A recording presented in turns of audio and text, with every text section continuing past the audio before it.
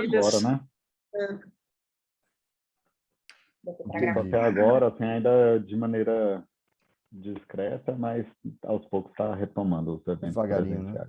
presenciais. Não tem jeito, né? Uma hora a gente tem que Voltar retomar e encontrar com vocês aí, né? Comer um piqui, fazer alguma coisa aí.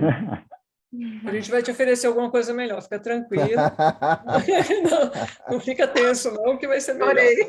Adorei, Verônica. É isso aí. Então, vamos lá, gente. Boa noite. Vamos começar o evento de hoje.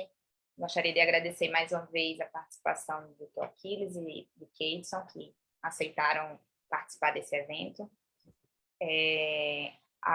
O patrocínio da GSK, né, que está organizando aqui conosco, e Gilda, que está aí nos bastidores ajudando na organização do evento, e a todos os participantes que estão aqui conosco. Vamos começar o evento. Vou começar apresentando o Keidson, médico pneumologista do Hospital do Gama, e vai estar hoje conosco como moderador desse evento.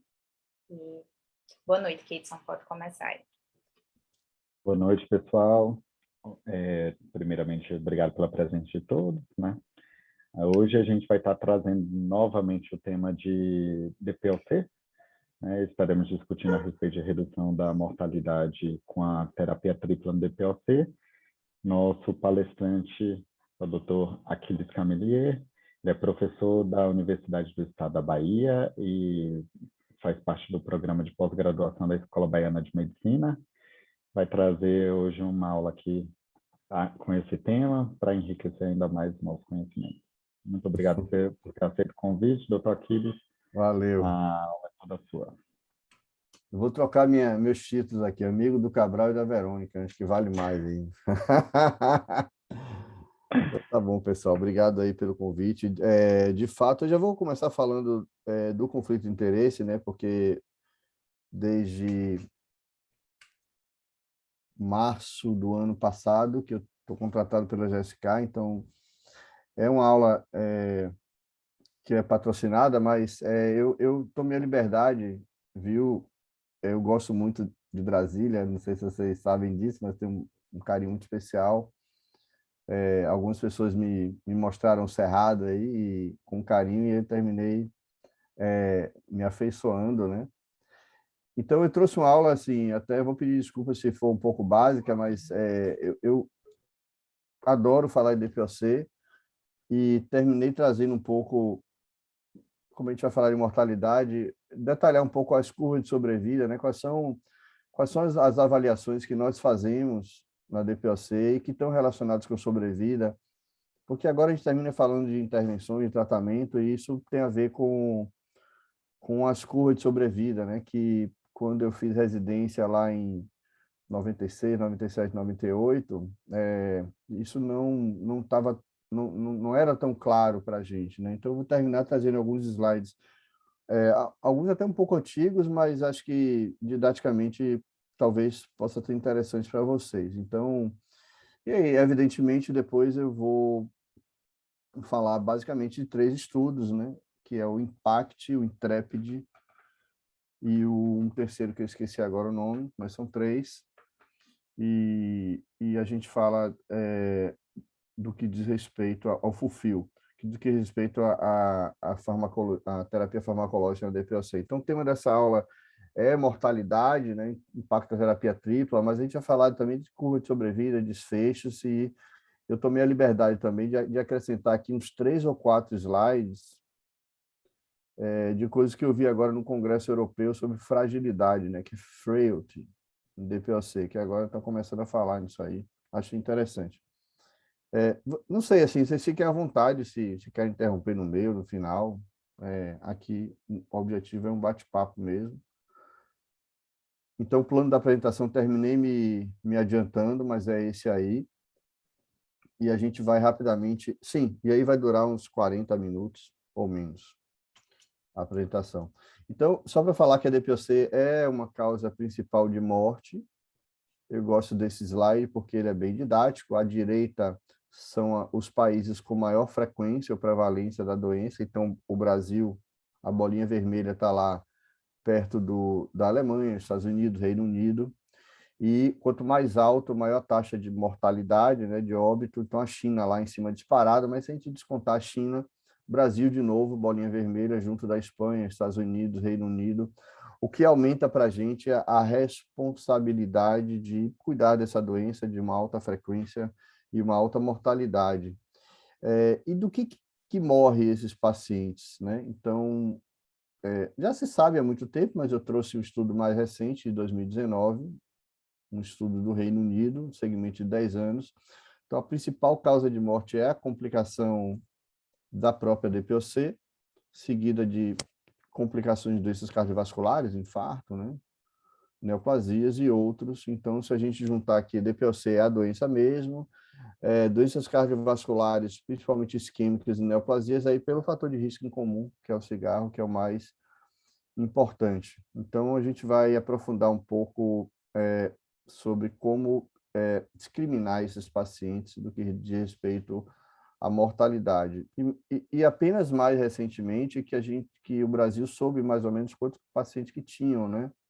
E esse é o estudo Platino, publicado há muitos anos atrás, mas, enfim, ele trouxe aqui na barra da esquerda uma prevalência de cerca de 16%, o que na época se chamou de relação fixa. A principal autora desse trabalho é a Ana Maria Menezes, que é uma epidemiologista de Pelotas.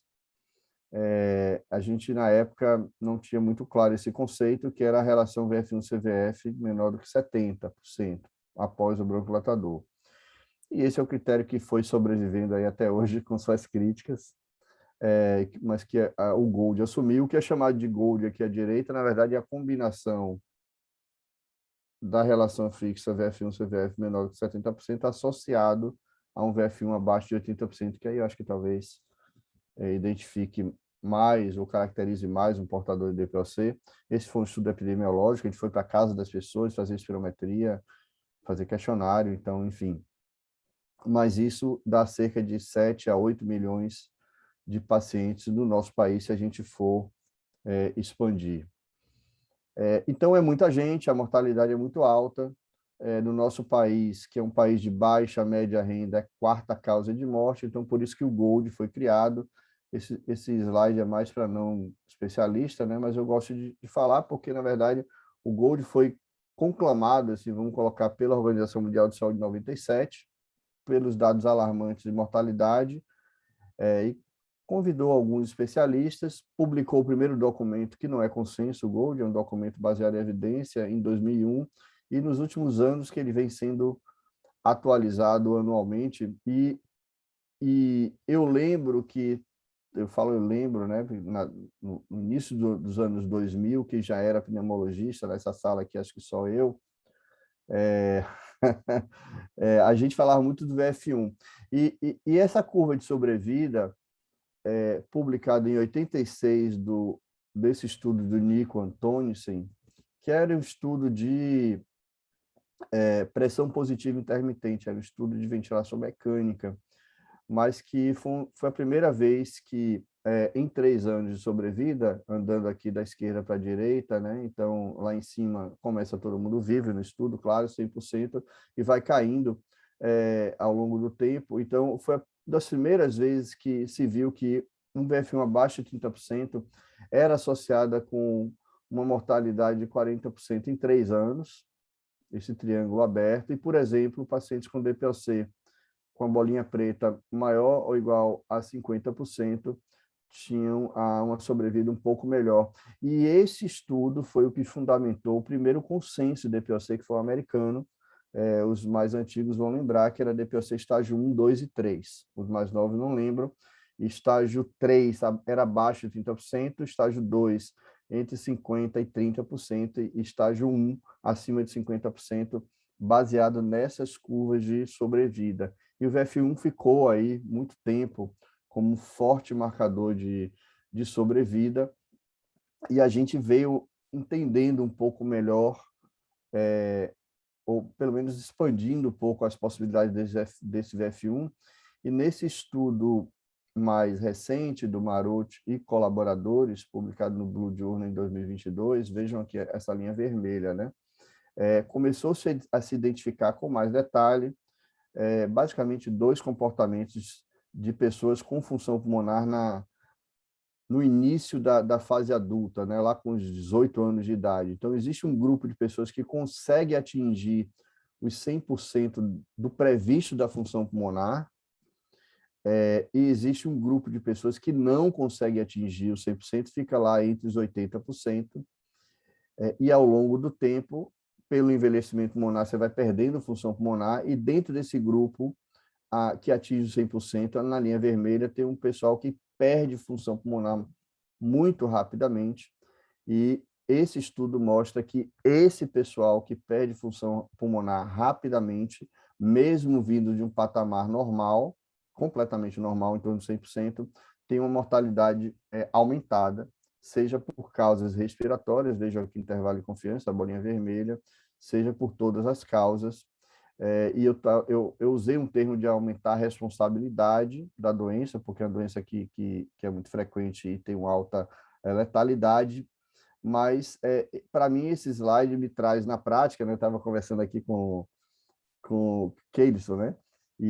Enfim, dos nossos 1000 trabalhos, né? E a gente talvez tenha que repetir muitas vezes a espirometria no consultório, mesmo em pacientes mais jovens, para tentar identificar esse fenótipo, que tem um declínio acelerado da função pulmonar, porque está relacionado à mortalidade, é um dado que nós não sabíamos, e isso foi mostrado há pouco tempo atrás. E eu lembro que o Gold, a primeira vez quando ele foi apresentado, esse quadro aí foi muito criticado, né, porque a gente vinha muito acostumado com o VF1 e tiraram a função pulmonar da classificação e colocaram um quadro que não era hierárquico, né? A, B, C e D, uma letra não é melhor que a outra, né? Ainda mais você combinando sintomas com questionários, exacerbação. Então, isso ficou muito tempo, mas, na verdade, e agora eu vou mostrar aí uma sequência de estudos relacionando cada item desse do estadiamento Gold com a sobrevida. E o primeiro é o sintoma, né? Eu gosto muito desse slide, é o Nishimura, um grupo japonês, um dos principais autores do Reino Unido, que é o Paul Jones, que estuda a qualidade de vida e sintomas. Ele é parceiro desse grupo japonês de muitas décadas, e esse foi um dos trabalhos mais assim didáticos, né? Eu uso esse slide na minha aula aqui na faculdade, para mostrar que quem tem MRC mais intenso tem uma sobrevida menor, em pacientes com DPOC. Isso foi a primeira vez que foi mostrado. Isso é habitual hoje para DPOC. O CAT é mais novo. Esse é um trabalho do Ciro Casanova, que é um espanhol que mora nas Canárias. Acho que aquela região ali está tendo alguma atividade vulcânica, né? Mas, enfim. Esse CAT, lembra que o Gold ele tem um ponto de corte do 10. Então, como é que eu uso esses resultados para os meus alunos? Primeira coisa, a pontuação de 10 não diferencia muito curva de sobrevida na DPOC. Pô, mas o Gold usa isso como ponto para classificar para um lado e para o outro. De qualquer modo, em 60 meses, são curva de sobrevida, a mortalidade é de 50%. Então, é uma doença agressiva. Neste estudo, o Ciro Casanova e colaboradores encontraram um ponto de corte de 17 pontos que diferenciava, do ponto de vista estatístico, as curvas de sobrevida. E, curiosamente, não nesse trabalho, mas em outros, 17 pontos parece estar mais associado a 2 pontos do MRC do que 10. Porque 10 pontos foi uma coisa arbitrária. O painel de especialistas do Gold escolheu os 10 pontos. Isso não foi construído, vamos colocar dessa maneira. Talvez isso seja modificado ou não. Mas, de qualquer modo, 10 pontos mostra aí uma sobrevida de 50% em 5 anos. E a questão de utilizar escalas Likert, né, ou Likert no dia a dia, vamos colocar assim, um desafio, né? Porque você tem 5 opções. Hoje em dia, para quem... Se você recebe uma ligação de celular do telemarketing de alguma operadora de celular, que eu não vou dizer o nome, no final, avalie o meu atendimento, dê nota 5, 10, você já fica meio chateado de ver escala Likert no dia a dia. Imagina aplicar para paciente. De qualquer modo, 10 pontos, e eu fiz essa brincadeira aí, por que a gente usa escala? Porque a nossa mente nos trai. né? Às vezes a gente tem uma impressão de que é uma coisa e, na verdade, está acontecendo, a realidade é outra, né? Então, a nossa mente, ela pode nos enganar, isso pode ser bom ou ruim. De qualquer modo, 10 pontos seria um paciente que tem tosse de vez em quando, tem catarro de vez em quando, tem pressão de peito de vez em quando, não tem alteração de sono, não tem perda da confiança, né? Isso na COVID, veja que coisa interessante, né? Quando eu dava essa aula antes da COVID, as pessoas me perguntavam, pô, mas você está perguntando se o paciente se sente confiante de sair de casa? Pergunta aí no meio da pandemia se alguém estava confiante de sair de casa, mesmo com máscara, né? Então, essas coisas fazem sentido, mas 10 pontos, eu até desafio vocês a pensarem se um CAT de 10 pontos, se vocês teriam a percepção de aquele paciente tinha uma sobrevida tão baixa, porque é um paciente que ele vai contar que de vez em quando tem sintomas, às vezes sim, às vezes não. Sintomas são isso, e o outro ponto do GOLD são exacerbações, né? E eu uso esse trabalho do Soler Catalunha, que é um grupo de Valência, que eu uso esse trabalho, participo de muitos grupos aí de pesquisa com DPOC e a gente produz tão pouco no Brasil e eu sempre falo, pô, o pessoal de Valência, com 300 pacientes aqui embaixo, fez um trabalho de sobrevida com exacerbação que virou didático, né? Todo mundo usa esse trabalho para dizer que no grupo C, que tem muita exacerbação, tem pior prognóstico, pior sobrevida do que, por exemplo, quem tem no grupo B uma exacerbação por ano ou duas. E quem não tem nenhuma exacerbação tem uma mortalidade de 30% em 5 anos. Então também tem uma chance de falecer em 5 anos, mesmo não tendo exacerbação. Então, faz sentido o GOLD perguntar sintomas com CAT-MRC e combinar isso com exacerbações, porque são aspectos relacionados à mortalidade. E aqui esse slide é novo, que eu vi no Congresso Europeu, essas duas coortes da DPOC, Eclipse e COPD-DIN, mostrando que cada exacerbação você tem uma perda da massa muscular de 2%, 1% em 3 anos. E para quem trabalha com reabilitação pulmonar sabe que perder massa muscular é um marcador de perda de saúde, muito importante. Aí autonomia, qualidade de vida, sintoma, outras repercussões, por exemplo, massa muscular é uma reserva de glutamina, que é um antioxidante, então quem não faz atividade física, quem não faz musculação, está mais susceptível a doenças inflamatórias crônicas, a infecções, etc.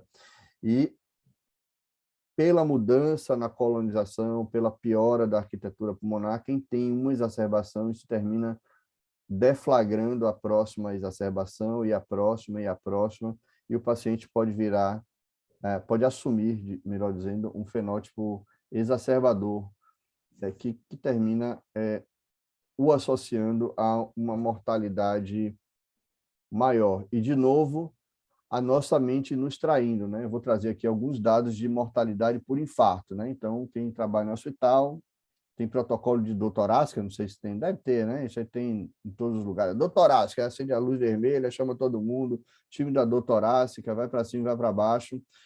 Mortalidade após 1 ano de infarto com supra de ST, 19%. Mortalidade em 7 anos após infarto, entre homens e mulheres, aí, algo entre 30% e 40%.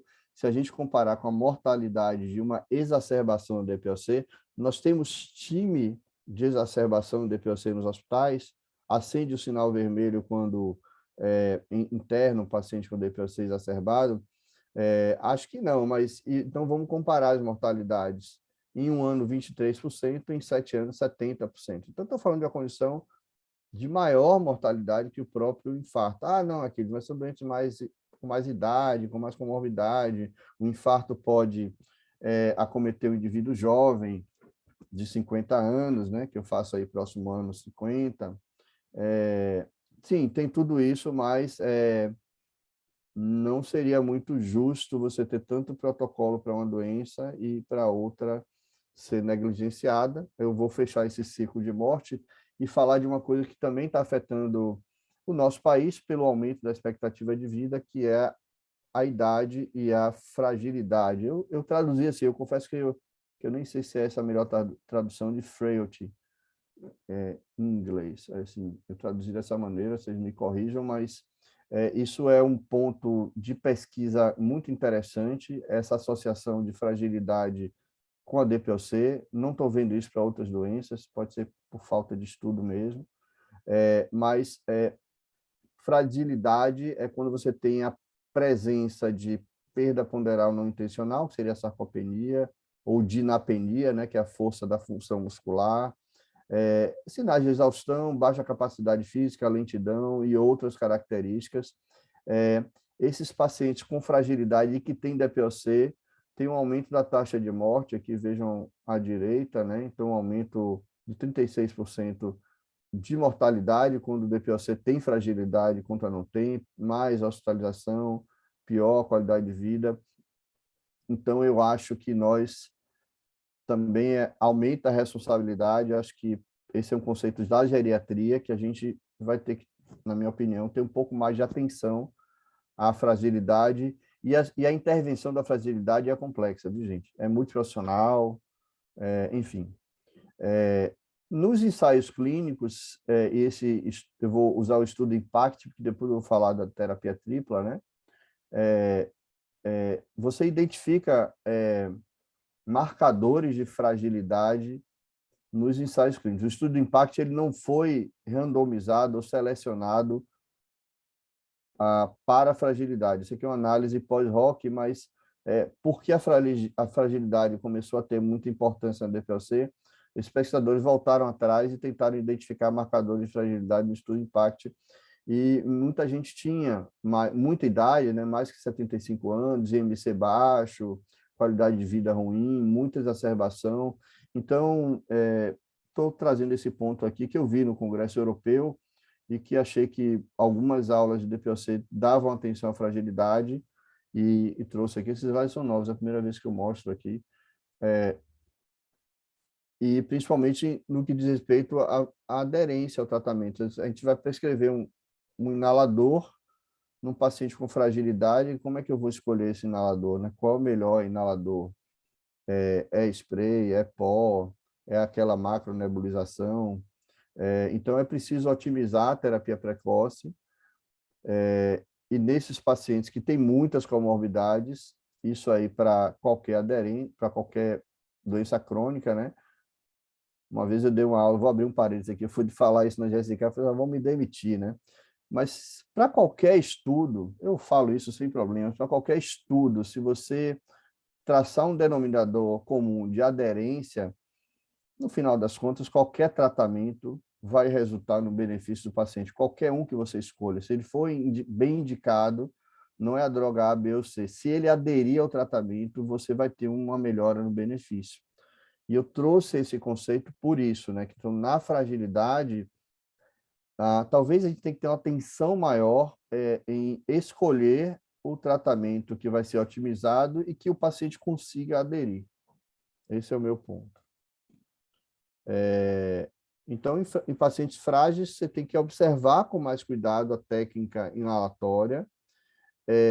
Talvez, se ele já usa remédio para diabetes, para hipertensão, para dislipidemia, para osteoporose e para um Alzheimer, acrescentar mais um remédio, quanto mais medicamentos, pior a aderência, e quanto mais tomadas diárias, pior a aderência. Então, eu brinco na faculdade, né? Quem nunca recebeu uma receita com amoxicilina de 8 em 8 por 14 dias para sinusite? Lá pelo terceiro dia, você melhorou e fala, como é esse negócio? Eu estou melhor. Então, você não adere, porque são muitos dias, é muita tomada no dia. Enfim, temos que levar em consideração e levar em consideração, se a gente, por exemplo, né? Aí vamos entrar mais na parte da GSK. Se você quiser prescrever terapia tripla, você pode dar inalador único ou você pode combinar inaladores. E aí, com isso, eu vou falar dos 3 estudos. A gente estamos caminhando aí com 20 minutos de aula. O Intrepid é um estudo que ele justamente buscou avaliar o efeito da terapia tripla, sendo que você combinaria diferentes inaladores, eles chamaram de MIT, né, de múltiplos inaladores, ou você usar a referência da GSK, que é o Ellipta, o Trelegy, né, que é uma vez ao dia por um inalador. E aí o azul é o Trelegy, o vermelhinho é inaladores combinados. Então, no desfecho VF1, um maior percentual, maior quantidade de ar, né, maior VF1, isso foi significante. No que diz respeito ao percentual de indivíduos que melhoraram a escala CAT, que é uma escala de sintomas, então eles pegaram os respondedores, transformaram essa variável em categórica, né, sim ou não, percentual, e principalmente nos indivíduos que usavam já a terapia tripla, no grupo aqui da esquerda. Então, trocar tudo isso para uma vez ao dia, um inalador só, melhor. E quem usava a associação clabacorticoide antes do estudo, e quando isso era trocado para terapia tripla, também usar um inalador pelo Ellipta resultou no melhor proporção de pacientes com sintomas controlados. Vamos colocar dessa maneira. Quem previamente ao estudo usava labalama e não foi significante também, não estou aqui para contar dados incorretos para vocês. Então, de uma maneira geral, misturar inaladores está associado à pior evolução. Assim, a gente está colocando isso, mas na verdade isso não é novidade, né? Se você colocar muitos medicamentos, muitas tomadas, a aderência é ruim, e isso resulta em desfechos piores para qualquer doença crônica. Neste estudo especificamente, aí combinando um pouco com o conceito de fragilidade, mesmo a níveis de inspiração ou de fluxo inspiratório menores, seja em torno de 40 litros por minuto inspiratório, mesmo assim o dispositivo de pós-seco ele é eficaz. É eficaz o quê? Ele dispensa triângulo laranja, ele dispensa uma dose adequada,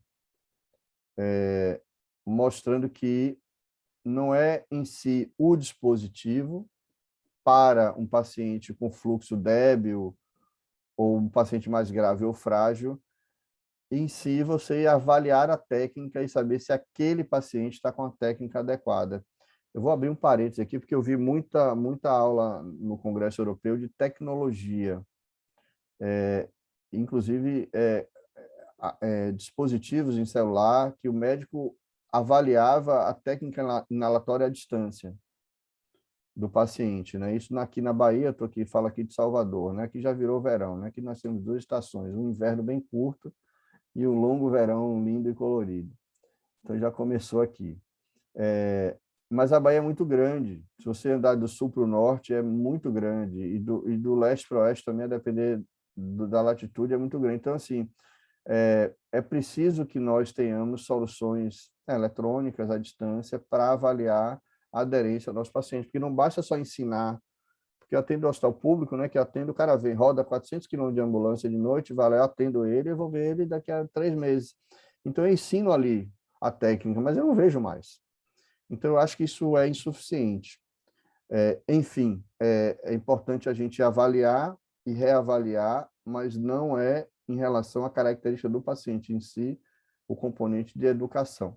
E aí a gente vai para a parte final da aula para mostrar 2 estudos, que é o Fulfill e o Impact, porque o GOLD desse ano traz os desfechos da terapia farmacológica, né, que é sintomas, exacerbações, mas no GOLD deste ano, eles trouxeram um parágrafo muito grande sobre o impacto da terapia tripla e a importância no que diz respeito de redução de mortalidade, porque isso não estava tão claro.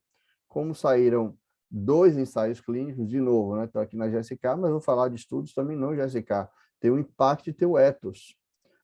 Ambos os estudos, o ETHOS é da concorrente. Então, ambos os estudos avaliaram terapia tripla, LABA, LAMA, corticoide inalado com seus dispositivos, e ambos mostraram redução de mortalidade, e ambos estão lá no GOLD.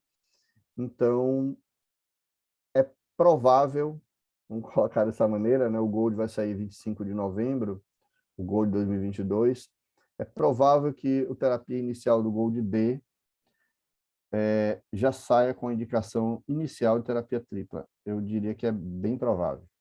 Spoiler, né? mas é bem provável. De qualquer modo, já tem um parágrafo grande lá, e isso é uma responsabilidade, porque você tem uma doença que tem alta mortalidade, você tem uma intervenção que reduz essa mortalidade. Então, comparando uma questão prática, né? Vou falar do FULFIL, que é o estudo que comparou terapia tripla com labacorticoide, que no caso foi budesonida formoterol, é um estudo que teve 6 meses, 24 semanas, depois expandiu um pouco mais. Em 6 meses não dá para ver mortalidade, não tem tempo para isso, nem teve amostra para isso, mas dá para ver redução de exacerbação.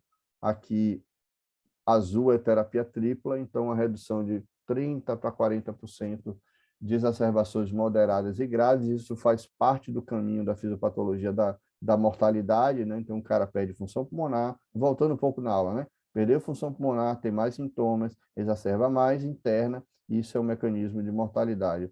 Então, o FULFIL ele mostra a redução de exacerbações da tripla comparado com a labacorticoide. E o IMPACT, que é o último estudo, esse é um estudo que ele tem 3 braços, ou teve 3 braços, azul escuro, terapia tripla, uma vez ao dia, que é o TRELES, associado com, comparado com o labacorticoide, aqui foi o HELVAR, da GSK, e comparado com o terceiro braço, que era o LABA-LAMA, 2 broncodilatadores sem corticoide, que era o Anoro. Estou falando dos nomes comerciais porque eu acho que esse estudo ele tem uma vantagem que ele não tem confundidores, né? Você não está confundindo medicamentos que são 2, 3 vezes ao dia, você não está confundindo com braços que usam diferentes inaladores. Então, está tudo dentro da mesma companhia, tudo uma vez ao dia, o mesmo dispositivo, e isso deixa as combinações de fármaco como mais prováveis para a responsabilidade nos desfechos. Então, vamos ver quais os desfechos. Vou mostrar função pulmonar, exacerbação e mortalidade. Então, do ponto de vista de função pulmonar, quem teve maior função pulmonar foi a terapia tripla, em segundo plano, quem usou 2 broncodilatadores, em último plano, 1 broncodilatador com corticoide inalado. Essas diferenças eram estatisticamente significantes. No que diz respeito à redução de hospitalizações, de exacerbações graves, a terapia tripla, esse slide aqui tem redução de 13%, mas não foi significante, então não houve redução de hospitalização quando comparado com labacorticoide, mas quando comparado com dupla broncodilatação, a terapia tripla, aí sim, teve a redução de 34% de hospitalizações. E, por fim, a mortalidade da redução da terapia tripla comparado com a dupla broncodilatação, uma redução de 28%. O estudo ETHOS, que são outras combinações, glicopirrônio, budesonida e indacaterol, ele conseguiu uma redução de 46% na mortalidade. Essa versão aqui do estudo IMPACT é de 2020, porque eles conseguiram dados do estado vital de quase 100% dos pacientes. O primeiro estudo, a primeira versão do estudo IMPACT, publicado em 2018, tinha 90% dos pacientes e a redução de mortalidade é de 42%, mais próximo do ETHOS. Enfim, existe uma redução de mortalidade quando você dá tripla, comparado com dupla. E quem eram esses pacientes, né? Eram pacientes, quais são os critérios de inclusão? Pacientes com CAT de 10 pontos ou mais, aquele paciente mais ou menos. A variação do VFU era muito ampla no IMPACT, podia ser até 80% de VF1, que eu mostrei aquele slide do platino, que é muita gente, mas quem tinha cerca de 80% de VF1, que era um paciente muito leve, tinha que ter pelo menos 2 exacerbações ao ano. Então, teria que ter um exacerbador frequente. Eu estou falando isso, critério de inclusão, por conta da generalização dos resultados no dia a dia. O estudo ETHOS ele foi um pouco mais restrito, ele só permitiu pacientes com até 65% do VF1. Então, aqui para a gente só mostrar o estudo ali, a gente conclui que a DPOC é uma doença frequente de alta mortalidade, associada com fragilidade e comorbidades, sintomas, sejam CAT, MRC e exacerbações, contando mesmo, exacerbações estão associados com a pior sobrevida, né? A menor sobrevida, o pior prognóstico, e a terapia tripla com Trelegy, ou pode ser uma terapia tripla em dose única, controla os sintomas e reduz a mortalidade. Eu coloquei aqui nos pacientes indicados, porque a gente tem sempre que respeitar os critérios de inclusão dos estudos. Acho que com isso aí eu interrompi o compartilhamento. Aí foi um pouquinho mais de meia hora, acho que tá bom, né? Para de noite, quinta de noite, também não pode abusar muito. Mas eu estou aqui para disposição para tirar dúvidas, perguntas. Certo, doutor Aquiles, muito obrigado pela aula. Excelente colocações, né? Primeiro, gostaria de deixar aberto aqui o espaço também para, caso alguém tenha dúvida, algum questionamento a respeito da aula. Alguém tem alguma coisa para perguntar? Cabral levantou a mão ali. Pode falar, Cabral. Ei, Aquiles, Fala, Cabral. muito bom te rever aí, a aula foi muito boa. Aí, não queria nem entrar no mérito das terapias farmacológicas, mas acho que o que é difícil, você mostrou ali com o CAT, é que na asma a gente sabe o que é que você quer atingir com o tratamento. Você sabe o que é um paciente estar com estabilidade. E algumas vezes, conversando com o Mark Miravitlis, que você e a Verônica conhecem muito bem, tiveram a oportunidade de conviver com ele, ele não tinha publicado, agora publicou, né, a pesquisa do que é estabilidade em DPOC, que a gente não sabe o que é, né? Então, eles deram um norte lá na Espanha. Então, eu queria saber para você o que é. Eu trato o meu paciente e meu objetivo é qual? O que é a estabilidade em DPOC, que a gente sabe o que é o paciente estar exacerbado, a gente entende o que é, mas o que é, como a doença não volta, o que é o meu objetivo, o que é a estabilidade em DPOC? Essa é uma coisa. A outra coisa, assim, dos anticolinérgicos que tem, no meu entendimento, o tiotrópio é melhor, né, que qualquer outro comparador. E os pacientes do IMPACT, eles já eram pacientes selecionados que você sabe que vai melhorar com a associação de corticoide, porque eles eram exacerbadores. Você acha que isso influencia na resposta? Quando compara ali, no caso, com a noro, por exemplo, já era um paciente que a tendência é ser melhor se usar a tripla. Então, eu queria que você comentasse aí dessas diretrizes lá do pessoal da Espanha, o que você avalia para o meu paciente? Não, esse tratamento aqui está bom, porque para mim ele está estável no DPOC dele, porque eu sei o que é estabilidade em asma, mas não sei o que é em DPOC. Claro, não me force de nenhuma responder nada não e dar minhas opiniões, que são minhas, né? Não são nem melhores nem piores. Eu acho, sabe, Cabral, eu entendi suas perguntas, eu entendi o que está... entendi profundamente, porque eu atendo pacientes, né? Seja no público ou no privado. Vou ser bem objetivo.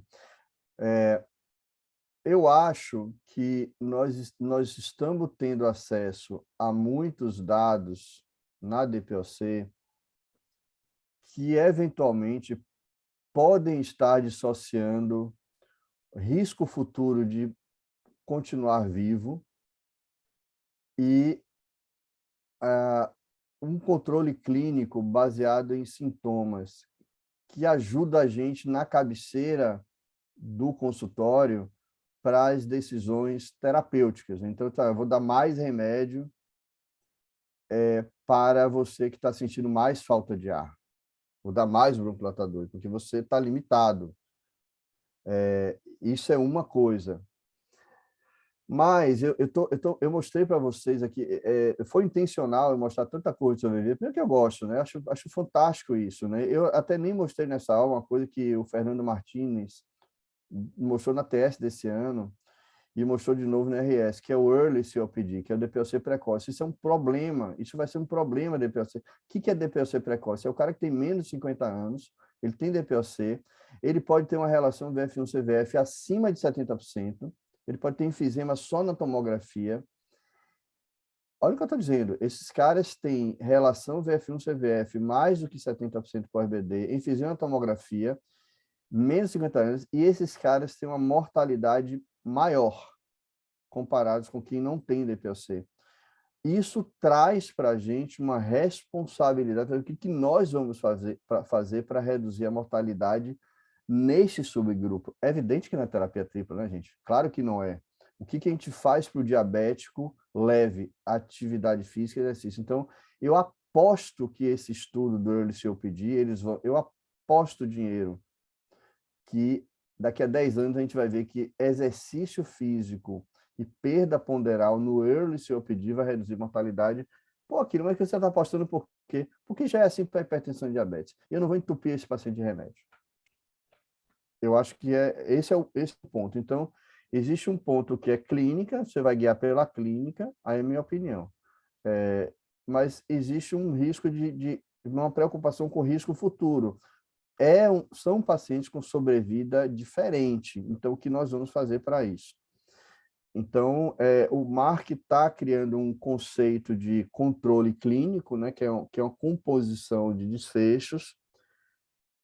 Acho isso muito interessante para a prática, mas estatisticamente, você compor variáveis no banco de dados para poder demonstrar um resultado, e quem estuda hipertensão pulmonar e fibrose sabe o que eu estou falando, porque você pegar a função pulmonar só não dá redução de mortalidade, mas eu vou botar tudo junto na mesma variável. Função pulmonar, índice da tomografia, de saturação do DLCO, apareceu a redução de mortalidade.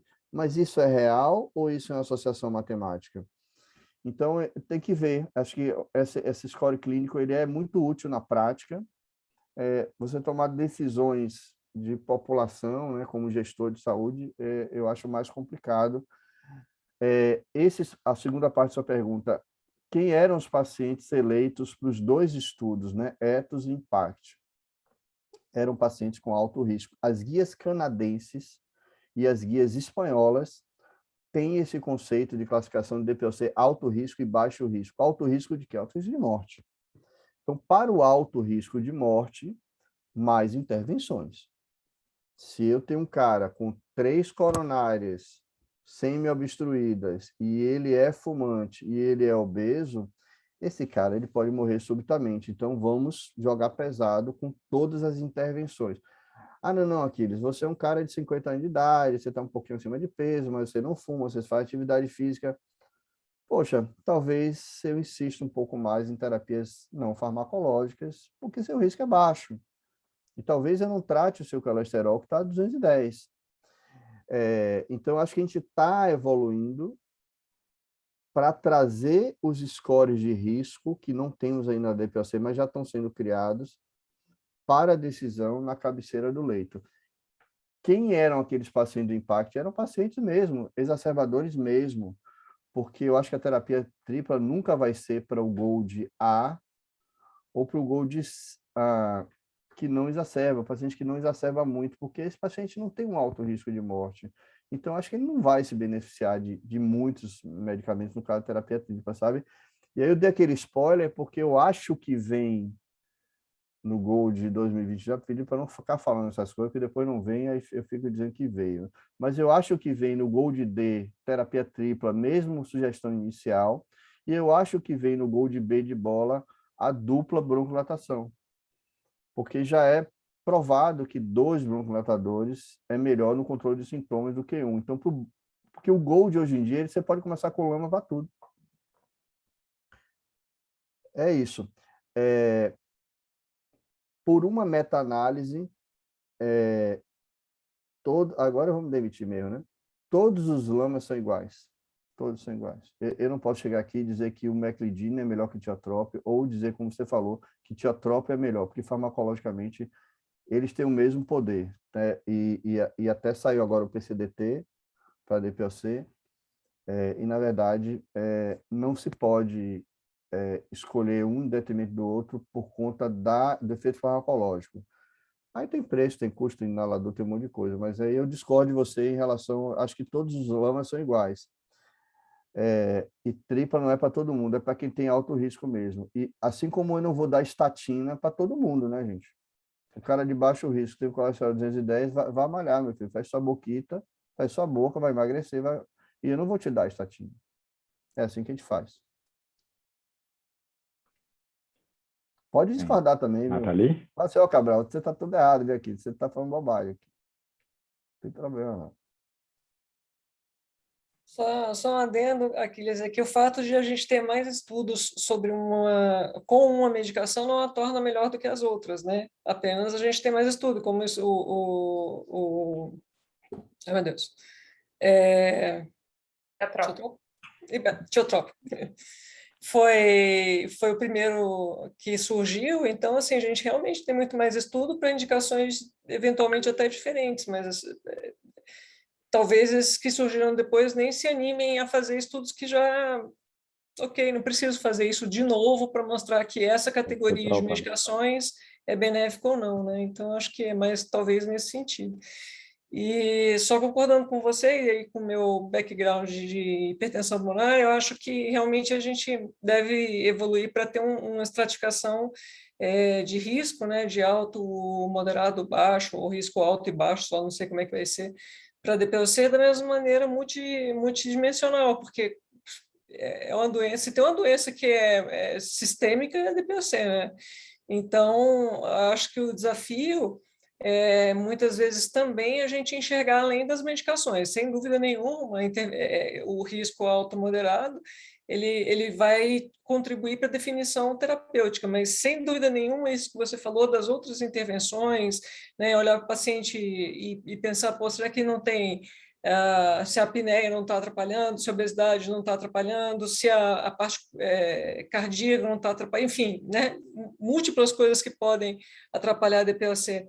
Então, acho que ter a classificação vai certamente adiantar, mas é o que a gente sempre esbarra, que uma classificação ela não limita, não encerra em si todas as possibilidades terapêuticas, né? Então, aí que entra a competência e a formação médica, no sentido de enxergar um pouquinho além do que está proposto ali, de medicação e etc. Né? Sem dúvida, concordo plenamente. O fenótipo exacerbador que Cabral provocou aí, né? Mas está certo, Cabral. Todos os critérios de inclusão desses estudos, eles terminam... porque, assim, estatística faz um monte de coisa, mas inventar desfecho não dá. Então, eu não posso provar que reduz a exacerbação no paciente que não está tendo exacerbação. Assim, eu não posso. Aí ele emagrece, o cara está magro já. Então, não tem jeito, assim. Agora, assim, o fenótipo exacerbador dentro do universo da DPOC é 20% a 25% dos pacientes. Então, 75%, se vocês forem para a atenção primária, se vocês forem para a atenção primária, vocês vão encontrar 75% de pacientes que não estão, muitas vezes, nem diagnosticados, DPOC levíssimo, ou o cara que, sei lá, negligencia seus sintomas, que não exacerba, ponto. Se você for para a UNB ou para algum hospital de referência, aí você vai ter 80% dos pacientes de dado, porque é o cara que vem do final do mundo, porque ele não aguenta mais ter crise, e você vai ter a pressão, como no meu ambulatório, a pressão de corticoide inalado da DPOC é 72%. Eu falei, pô, aqui abaixo disso aí. Mas essas pacientes são graves, pô. Não posso tirar nada. Então, depende de onde você está também. Se você está numa atenção primária, talvez você não tenha tanta oportunidade de terapia tripla. Se você está num hospital de referência, ou se você até está... Então, isso é outra coisa. Você está dentro do hospital, o cara exacerbou, internou, é risco mais do que infarto. Então, você vai dar alta com labacorticoide, porque quando o cara infarta, interna no hospital, e você percebe que ele não está usando nada, o cara sai com beta-bloqueador, estatina, 2 antiagregantes, alguns existentes e mais algumas coisas, porque você não dá alta para ele com risco de reinfarto. Você não dá alta, assim, tira tudo, você melhorou aqui, veja lá com o seu médico. E eu acho que na DPOC está fazendo isso. Assim, o cara entra com labacorticoide, ou entra com nada, exacerba, tome aqui um corticoide e um antibiótico, melhorou, ou revoar, veja aí, procure alguém aí. Eu não tenho estudo para provar que eu tenho que modificar na hora da alta a terapia, mas essas populações de infarto e DPOC, elas têm comportamentos diferentes, né? Desculpa, similares, né? É alta mortalidade, então acho que a gente tem que pensar nisso. Evidentemente, eu não vou mudar a prescrição da doutora Verônica, senão ela vai me jogar uma bomba atômica em cima de mim, né? Acho que pode dar uma ligada, falar, escuta, assim, precisa ser boa, e aí? É brincadeira, né, velho? Tá todo mundo em casa aqui, todo mundo se conhece aqui, não? Tem alguém estranho, mas senão eu vou ficar começando Tá todo mundo em casa. a brincar. Mas é isso.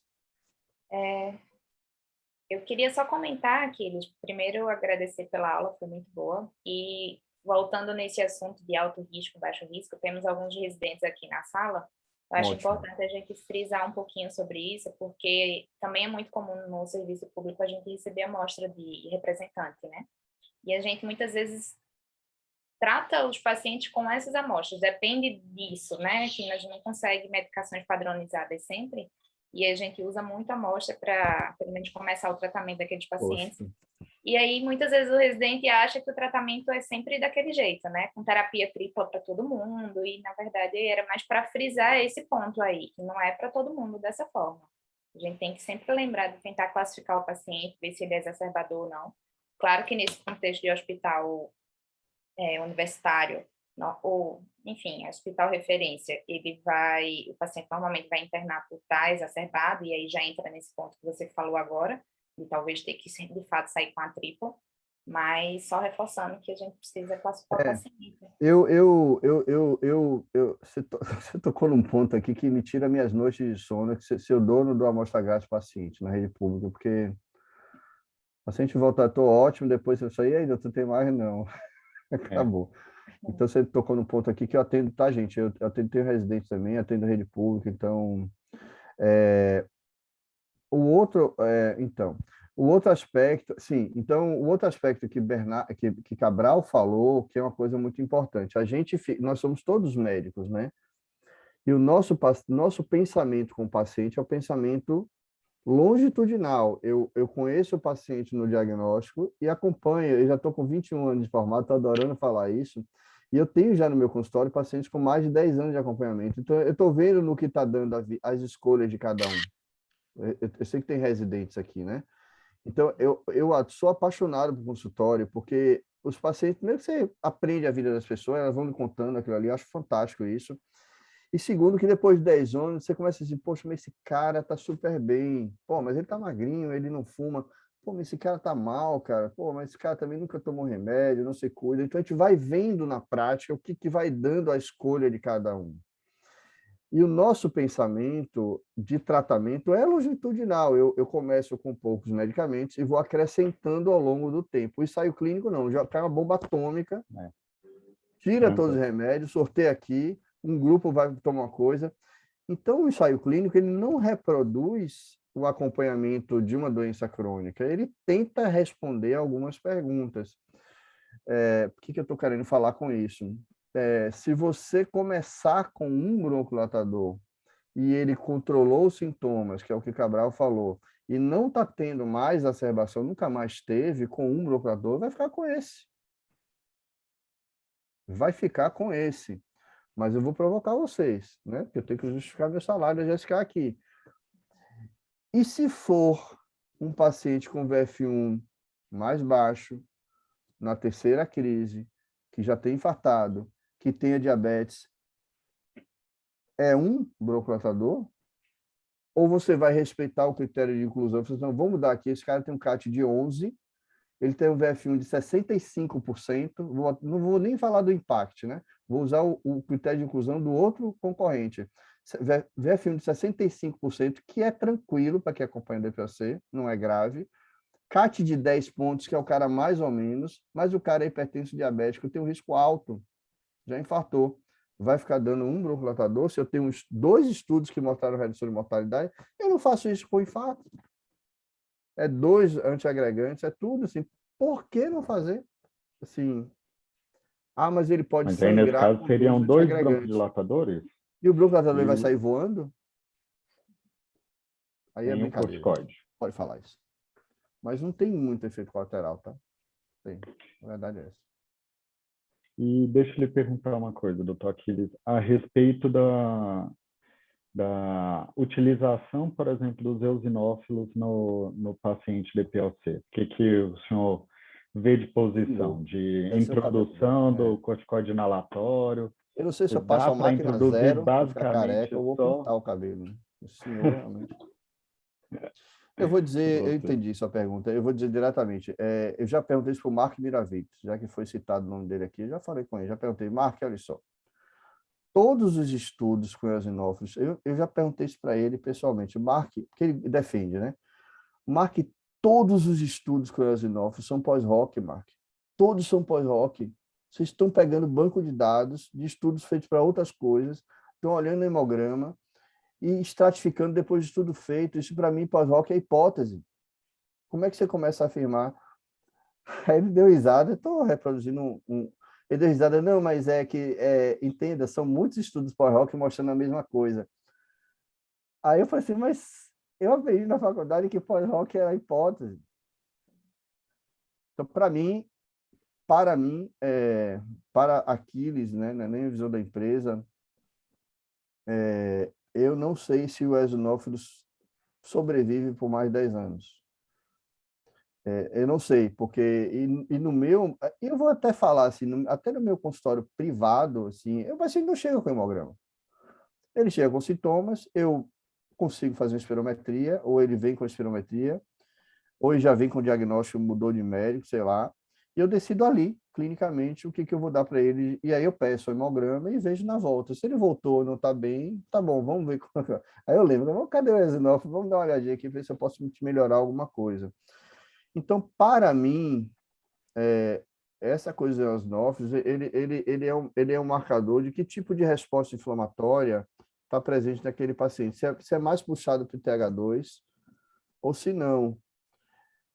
E isso, DPOC é poligenético, né? Então tem muita expressão, e tem a expressão que responde ao corticoide, que são pacientes que têm mais eosinófilos. Então, eu acho difícil, na prática, você esperar o eosinófilo para tomar decisão, até porque exacerbações são muito importantes na sobrevida. E se eu acrescentar broncodilatadores, e se eu acrescentar um corticoide ao cara que está exacerbando, eu tenho uma chance de controlar isso. Veja que eu falei, se eu acrescentar broncodilatadores, não são muitos, né? Na nossa pizzaria da DPOC, ou é mussarela ou é calabresa, assim. Ou é lama ou é laba, assim. Não posso escolher, sei lá, bota aí a lite, essa coisa não tem em São Paulo. Na Bahia, então, é laba ou lama e um corticoide. Então, eu acho que eosinófilos, acho bem legal as aulas. Eu confesso a você que eu estudo bastante, aprendo imunologia. Na prática, eu confesso que eu uso sintomas e exacerbações. O eosinófilo me ajuda, assim, se eu estou, sei lá, estou com uma dificuldade, quero ou não quero dar corticoide. Não sei o que, é que vocês acham, Criar um gente. Eu perfil, devolvo né? essa pergunta aí. O que, é que vocês acham dos eosinófilos, assim? Eu estava...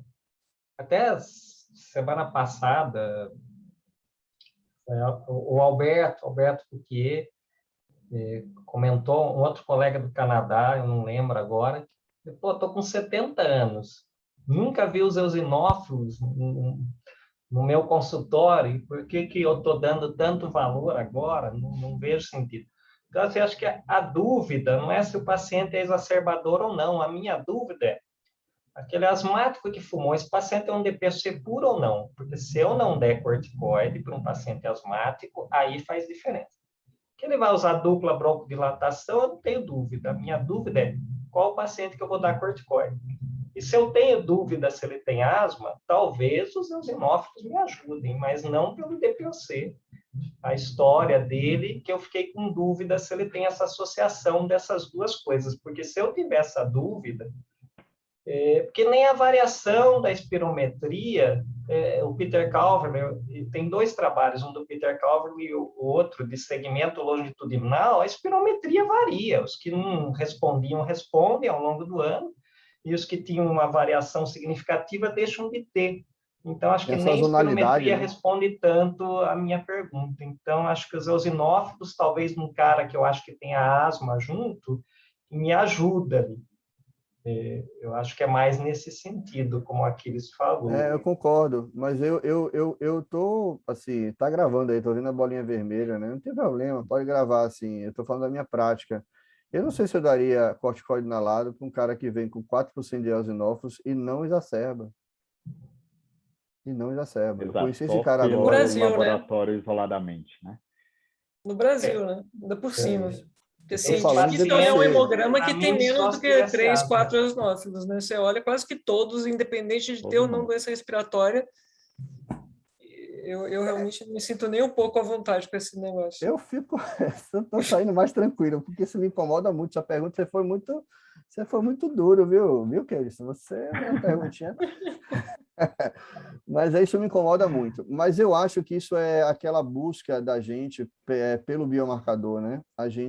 E aí a gente tem que tirar o chapéu para a oncologia, porque eles têm biomarcadores e isso faz a diferença. Eu acho que o próximo passo da DPOC vão ser os biológicos, que até agora nenhum funciona, mas eu acho que entendendo melhor a fisiopatologia, talvez nós tenhamos terapias personalizadas, né, que eles chamam mais direcionadas, e aí, de repente, o biomarcador faça a diferença quando eu tiver um alvo bem definido. Por enquanto, eu acho os eosinófilos bonitos, mas Só às mais, vezes não me ajudam, não. por hora, só mais no papel do que na prática, né? Uma última coisa que, pelo menos, não sei, a gente deixa aberto aí para as outras colocações, mas uma vez que a gente está falando a respeito de mortalidade, e eu estou entendendo que se a gente está falando de terapia tripla, a gente está falando do perfil de paciente mais grave, a gente também tem que comentar a respeito daquele grupo de paciente que realmente é morredor, vamos pôr assim. E por mais que a gente queira ali tratar esse grupo de pacientes, assim, eu acho que é importante também a gente saber qual que é o tipo de tratamento que a gente está fornecendo para o paciente. A doutora Verônica acabou de falar para a gente aqui de sempre checar as outras coisas para a gente tentar melhorar a qualidade de vida do paciente, então checar sono, questões cardíacas, congestões, por aí vai. Eu acho que é válido também. Mas até a respeito do dispositivo, eu sinto que muitas vezes quando o paciente vai evoluindo na doença, vai ficando mais avançado nesse DPOC, com o VF1 cada vez mais reduzido, acho que até o próprio dispositivo, às vezes, pode dificultar um pouco a boa adesão ao tratamento, né? A respeito disso, o que você acha aí com relação, por exemplo, até as próprias medicações da GSK? Eu acho muitas coisas. Eu vi uma aula no RS de um cara chamado Usmani, e ele estava com uma mesa só sobre inaladores. E eu achei uma discussão tão interessante que eu vou compartilhar com vocês, que eles estavam discutindo erro crítico, né? Que é a definição operacional dos ensaios clínicos, quando você avalia se o inalador é eficaz ou não. Então, chama erro crítico. E uma das coisas que eles discutiram, achei fantástico o comentário desse Usmani. Ele falou assim, olha, eu acho que não deveria mudar a definição de erro crítico, porque o erro crítico, o cara, ele pode colocar um pouco torto um nebulizador e não inalar 100% da droga. Mas o Usmani falou assim, mas se ele volta com o controle dos desfechos, isso não pode ser erro crítico. Eu sei que algumas pessoas aqui fazem natação, ou faziam. Pô, se você não der a abraçada perfeita do crawl, mas se você está tirando medalha de ouro, meu amigo, nada assim e vai ser feliz. Então, às vezes a gente não vai conseguir a técnica ideal, mas eu desafio vocês aqui. Todo mundo já teve um paciente com asma que voltou e você deu um corticoide simples, doutor, que remédio ótimo, melhorei. Aí você vai ver a técnica não está perfeita, mas o cara melhorou. Então, eu acho que uma coisa é o que a gente está avaliando. É um surrogate, né? É um desfecho substituto. Eu estou avaliando isso aqui, mas, na verdade, quais são os desfechos duros na DPOC? O cara está vivo, Eu tenho medicamentos que reduzem mortalidade. Então, isso é um desfecho duro. Exacerbações, tolerância zero, porque está relacionado à mortalidade. Sintomas e VF1. VF1 na DPOC é mais difícil de ficar medindo resposta, mas sintomas melhoram com escalas, exacerbações desaparecem e o cara fica vivo. Isso é mais difícil de medir ano a ano, tem que ser grupo paciente. Então, assim, se ele voltou não tendo mais crise e controlando os sintomas, está sendo eficaz. Tá dando certo. Mas aí eu estou falando do surrogate, né? Eu vou pegar um dispositivo, medir o fluxo inspiratório, e se tiver abaixo de 30, eu não vou dar esse, vou dar o outro. É baseado na sua experiência, no seu pensamento ou em um ensaio clínico? Então, agora eu vou abrir a parte comercial da empresa, tá, gente? Porque eu conheço vocês há muito tempo, hoje eu estou na empresa, amanhã posso não estar. Vou abrir a parte comercial. Tem que decidir se querem colocar o impacto para paciente muito grave ou mais ou menos. Porque se for para muito grave, reduzir a mortalidade. Então, o DPI funciona para grave. Então, o PO funciona para grave. Porque eram pacientes, empurra para lá. Muito grave, viu, gente? Terapia tripla é muito grave. Joga lá para o fim do poço. Está funcionando, porque reduziu a mortalidade. Não. O impact, o CAT é 10, é mais ou menos. Não é tão grave, não. Mas aí o paciente já usa. Então, na verdade, o final do frigir dos ovos.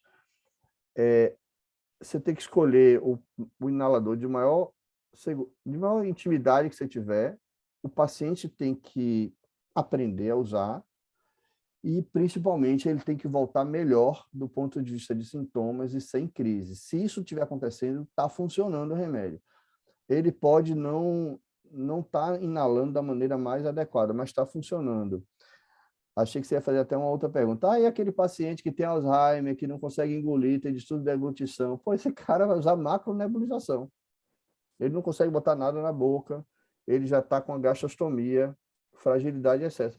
Esse cara vai ter que fazer macronebulização, a gente não tem gotinha de LABA, não tem gotinha de lama, corticoide inalado tem, então ele vai usar SABA, SAMA e corticoide inalado. Achei que você ia fazer essa pergunta.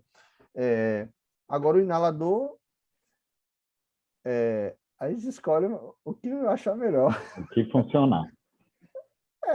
A gente escolhe o que achar melhor. E aí, de novo, para me demitir da GSK, se você passar o denominador comum de aderência, vai funcionar o que o paciente aderir.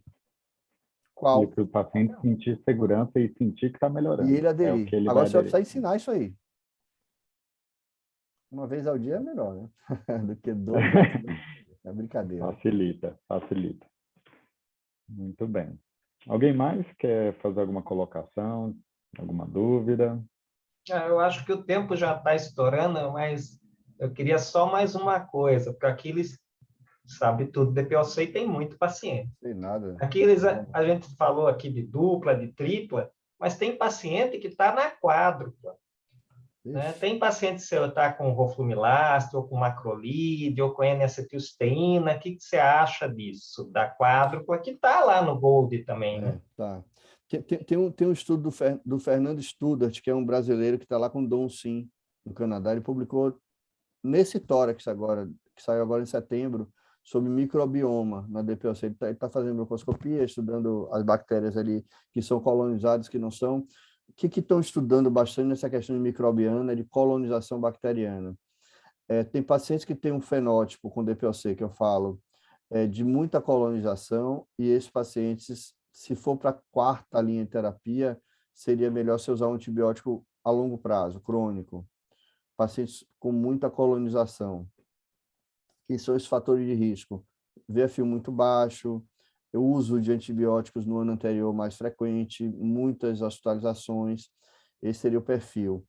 E aí estou tentando achar um teste diagnóstico para saber quem está colonizado além. O paciente mais inflamado, se for para a quarta linha, teoricamente usaria o inibidor de fosfodiesterase 4. E tem uma meta-análise chinesa, que tem alguns anos, mostrando que teofilina também reduz mortalidade. Então, a gente não fala de teofilina porque não tem interesse comercial no nosso país, mas você pode, no SUS, propor uma quarta linha com teofilina, passa um pouco sobre o que a Verônica falou, né? Que às vezes não está toda hora nos ensaios clínicos, mas a gente encontra meta-análise aí chinês, para quem confia em chinês, mas enfim, os caras são bons também. Então tem essa quarta linha. Eu acho que está caminhando, Cabral, para melhorar a fenotipagem desse paciente. Se é um paciente colonizado, tentar antibiótico. O problema antibiótico, macrolida, que dá surdez, né? Depois da insuficiência renal, induzir resistência. Então, antibiótico eu acho uma grande responsabilidade você passar a longo prazo. Mas eu acho que a gente vai ter que sair um pouco da nossa zona de conforto, é o que está acontecendo com a DPOC. Identificar um pouco melhor cada característica tratável e atacar isso aí. Não é one size fits all, né? Não é tripa para todo mundo, nem um monocolatador para todo mundo. É caso a caso. Nessa quarta linha, é isso. Quem usou muito antibiótico... Quem é que eu dou, né? Agora vamos para a prática. VFU muito baixo, abaixo de 30%, usou muito antibiótico, continua exacerbando com tripla, esse eu pretendo dar mais macrolida. O cara que é mais inflamador, mas não tem tanto antibiótico, eu tento um roflumilax. Muito bem. E não tem Muito quinta linha, obrigado. né? Na verdade, na asma teria uma quinta linha que são biológicos, na DPOC não tem biológico. Ainda não. Não. Ainda não. Acho que não temos mais nenhuma dúvida, né, pessoal? Então, gostaria de agradecer a participação do Dr. Aquiles. Foi excelente, né? A aula foi grande, mas as dúvidas surgiram aqui em excesso, bate-papo. Peço desculpa aí, quinta de noite, pelo amor de Deus, ótimo. gente, discutir DPOC. Não, que isso, a gente que agradece. Você tem que pedir desculpas por aparecer muito pouco, tem que aparecer mais. Pois é, Já né? conhece o caminho agora. Eu estou vacinado, daqui a pouco eu vou começar a sair do meu casulo aqui, porque está demais já. Já está muito tempo de pandemia. A gente começa a ter que se encontrar, né, gente? Pelo amor de Deus. A casa está à disposição. Tá vendo aí? Já ganhei um convite, a gente. Já me dei bem hoje. Mas é isso aí. Pessoal, desculpa para quem não me conhecia antes, a minha informalidade, tá? Eu adoro falar dessa doença que parece assim, pô, aqui você gosta de falar de DPOC, porque você não faz coisa difícil, coisa rara? É porque eu gosto disso aí mesmo. Porque também são desafios do dia a dia e estar com vocês, eu tenho um carinho especial por Brasília, vocês sabem disso, e encontrar pessoas tão legais, né? Então, reencontrar amigos e conhecer vocês também e dizer que eu consegui ficar à vontade, bater um papo, para mim é muito bom aprender também. Estou sempre à disposição. Legal. Muito obrigada, então. Acho que Então é isso aí. adiantado da hora a gente encerra. Obrigada, Aquiles. Fique sempre muito à vontade para participar sempre que quiser aqui conosco. Valeu. Fique com Deus. Pessoal, Obrigada, boa noite. Se Cleiton. cuidem, hein? Boa noite Juízo a aí, todos. pelo amor de Deus. Até mais. Tchau. Bom dia. Tchau. Boa noite a todos. Boa noite, pessoal. Obrigado pela presença.